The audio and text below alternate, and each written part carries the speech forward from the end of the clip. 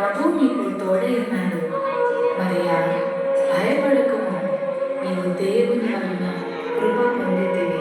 ఇదిగో నీవు గర్భము ధరించి కుమారుని కని ఆయనకు యేసు అని పేరు పెట్టుదువు. ఆయన గొప్పవాడై సర్వోన్నతుని కుమారుడనబడును. నేను పురుషుని ఎరగని దానిని, ఇది ఎలాగ జరుగును? పరిశుద్ధాత్మ నీ మీదికి వచ్చును, సర్వోన్నతుని శక్తి నిన్ను కమ్ముకొనును గనుక పుట్టబోవు శిశువు పరిశుద్ధుడై దేవుని కుమారుడనబడును.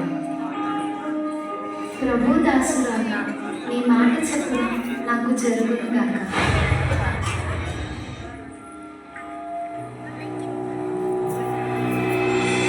ఆమె మనుషులని నీతిమంతుడైన ఆమెను అవమానపరిచిన రహస్యముగా ఉద్దేశించి అతడు ఈ సంగతులను గురించి ఆలోచన చేయుచుండగా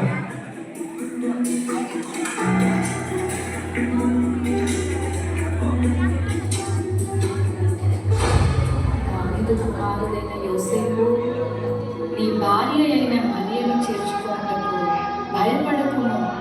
ఆమె గర్భము ధరించినది పరిశుద్ధాత్మ వలన కలిగినది. ఆమె ఒక కుమారుని కనును. తన ప్రజలను వారి పాపముల నుండి ఆయన్ని రక్షించుకున్నాక ఆయనకు యేసు అని పేరు పెట్టుదువు. యోసేపు నిద్రపోనుకుని ప్రభువు దూత తనకు ఆజ్ఞాపించిన ప్రకారం చేసి తన భార్యను చేర్చుకొని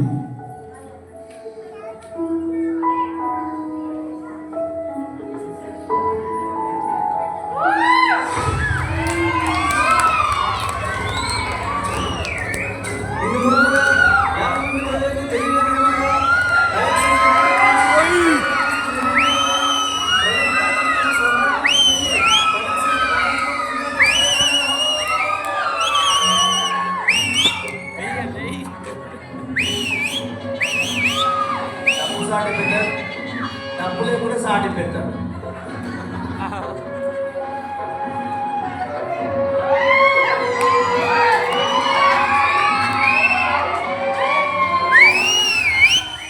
అమ్మా, నా భార్య వినిపించుకురా. మీ ఇంట్లో కొంచెం స్థలమిస్తారా? క్షమించాలయ్యా, మేమే చాలా మంది ఉన్నాం. మా ఇంట్లో ఇప్పుడు స్థలం లేదు.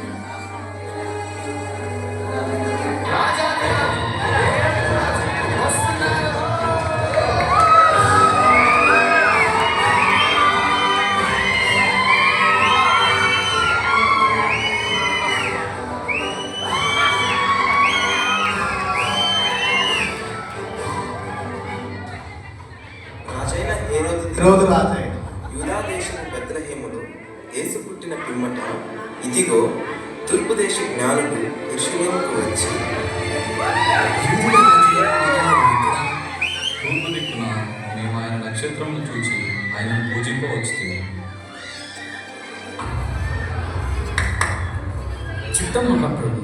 క్రీస్తు ఎక్కడ పుట్టును? యూదయ బెత్లెహేములోనే. సరే, మీరు వెళ్ళి ఆ శిశువు విషయమై జాగ్రత్తగా తెలుసుకొనగానే నేను వచ్చి ఆయనను పూజించినట్లు నాకు వర్తమానము తండి.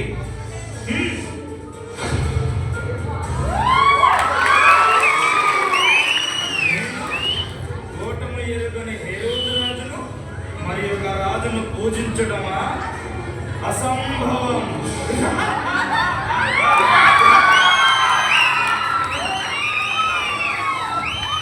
ఆ దేశంలో కొందరు గొర్రెల కాపరులు పొలంలో ఉండి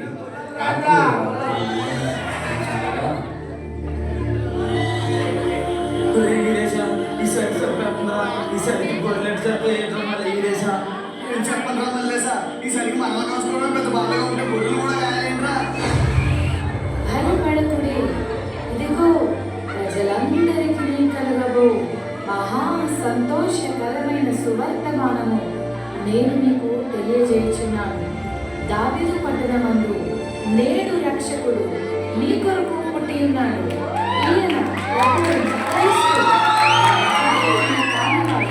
ఒక శిశువు కొత్త గుడ్డలతో చుట్టబడి ఒక తొట్టిలో పండుకొని ఉండుట మీరు చూచెదరు. అవునా మల్లన్న? బెత్లెహేంలో మన కోసం యేసయ్య పుట్టాడంట. రండి రండి, ఎవరైనా రండ్రా. పదండ్రా, పదండ్రా బాబు, పదండ్రా.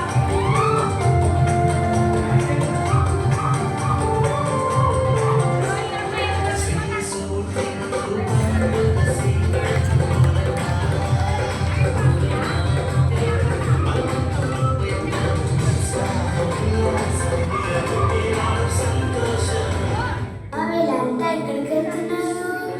అదే నాన్న బెత్లెహేంలో మన రక్షకుడైన యేసయ్య పుట్టాడంట. అన్నా ఆ యేసయ్య నాకు కూడా చూపించవా? తప్పకుండా చూపిస్తాను. పద వెళ్దాం.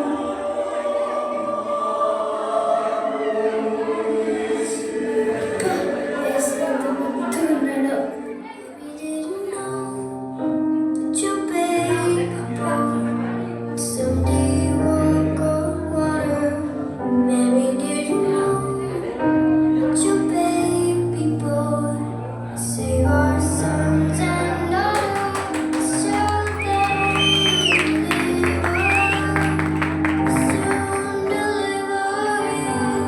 చూశారు కదా మిత్రులారా, చీకటి లోకంలో పాపమనే బంధకాలతో అపవాది చేతుల్లో బందీలుగా ఉన్న ప్రతి మానవుని రక్షించుటకు దేవాది దేవుడు ఈ లోకానికి ఎన్నో గ్రహాలు, ఖండాలు, దేశాలు దాటుకుంటూ పాపంలో కూరుకుపోయిన నిన్ను రక్షించడానికి తన ఏకైక ప్రియ కుమారుడైన యేసయ్యను మానవునిగా ఈ భూమిపై నీ కొరకు పంపాడు. నిజ క్రిస్మస్ ఆనందం విందు వినోదాల్లో లేదు, కానీ నీ హృదయంలో క్రీస్తు ఉండటమే నిజమైన క్రిస్మస్. ఈ నిజ క్రిస్మస్ ఆనందం నీవు కూడా పొందుకోవాలని ఈ మా చిన్ని ప్రయత్నం.